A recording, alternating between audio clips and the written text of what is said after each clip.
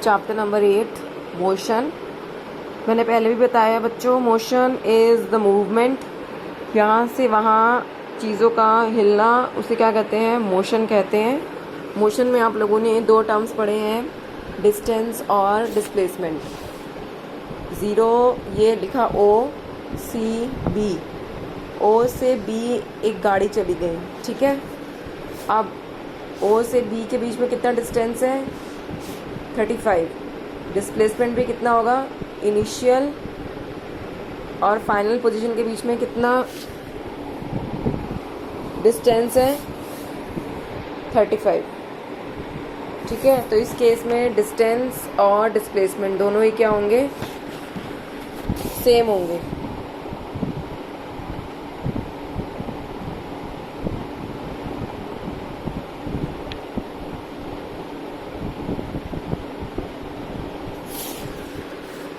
अब यहाँ पे आपको बुक में एक एग्जांपल दे रखा है, during motion from O to A and back to B।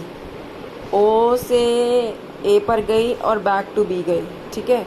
तो O से A तक कितना हुआ? 60, और 60 से 30 यहाँ तक कितना हो गया? 25। तो डिस्टेंस कितना हो गया? 85। लेकिन डिस्प्लेसमेंट क्या होगा? O से वो A पे गई, A से वापस B पे आई, तो it is the shortest distance between initial and final position. Initial कितना था? O से कहाँ पहुँच गई फाइनली? B पर, तो दोनों के बीच में कितना है? 35। तो डिस्प्लेसमेंट कितना हो जाएगा? सिर्फ 35, ठीक है। It is the shortest distance, ये लिखा, it is the shortest distance measure from initial to final position is known as displacement. दोनों की यूनिट मीटर ही रहेगी। उसके बाद यूनिफॉर्म और नॉन यूनिफॉर्म मोशन भी आप लोगों को समझ में आ गया होगा।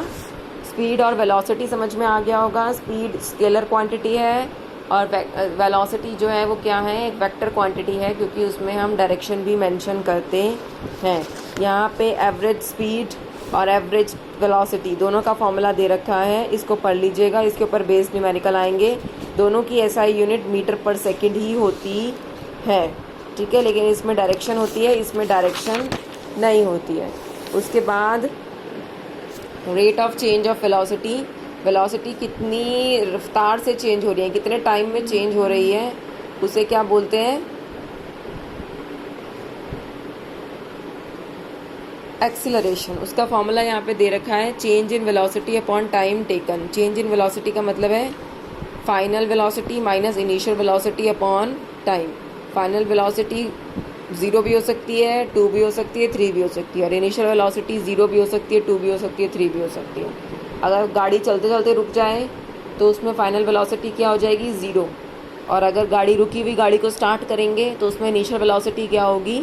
0, ठीक है। तो U मतलब इनिशियल वेलोसिटी और V मतलब फाइनल वेलोसिटी अपॉन टाइम। कितने टाइम में वेलोसिटी घटी है या बढ़ी है, उसे हम क्या बोलते हैं?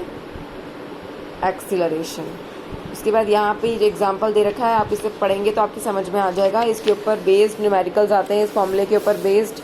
उसके बाद यहाँ पे बहुत सारे ग्राफ दे रखे हैं कि यूनिफॉर्म मोशन में क्या होगा, स्पीड में क्या होगा, वेलोसिटी में क्या होगा, ये सब आपको आने चाहिए। उसके बाद जो इम्पोर्टेंट चीज़ है इस चैप्टर में वो है ये 3 इक्वेशन ऑफ मोशन। इनका डेरिवेशन आप लोगों को मैंने करवा दिया है, उसे अच्छे से समझकर अपनी कॉपी में कर लेना और याद कर लेना। इसके ऊपर बेस्ड न्यूमेरिकल्स आते हैं जो कि यहाँ पर दे रखे हैं, और इसके अलावा और न्यूमेरिकल्स भी मैं दे दूँगी प्रैक्टिस के लिए। क्या दिया हुआ है गिवन और क्या निकालना है वो अगर आप लिखेंगे तो आपको पता चल जाएगा कि कौन सा फॉर्मूला हमें यूज़ करना है। A car accelerate uniformly from 18 kilometre to 36 kilometre per hour. पहले आप किलोमीटर पर आवर को मीटर पर सेकंड में चेंज करेंगे, इस बात का ध्यान रखना है, क्योंकि टाइम सेकंड में है। इसको दोनों को हमें मीटर पर सेकंड में चेंज करना है। मीटर पर सेकंड में चेंज करने के लिए इसको क्या करेंगे? 1000 से मल्टीप्लाई करेंगे, 60/60 से डिवाइड करेंगे, ठीक है। उसके बाद कार की जो स्पीड बढ़ गई है वो इतनी से इतने, ये इनिशियल हो गया U, ये हो गया V, ये हो गया T। एक्सेलरेशन का फॉर्मूला क्या होता है? V minus U upon T। ऐसे एक्सेलरेशन निकल आया। उसके बाद डिस्टेंस निकालना है, हमने डिस्टेंस S निकालना है। S के लिए हमारे पास 2 फॉर्मूले हैं। S निकालने के लिए हमारे पास 2 फॉर्मूले हैं, एक तो है v² minus U² is equals to 2AS, दूसरा है S is equals to UT plus half AT²।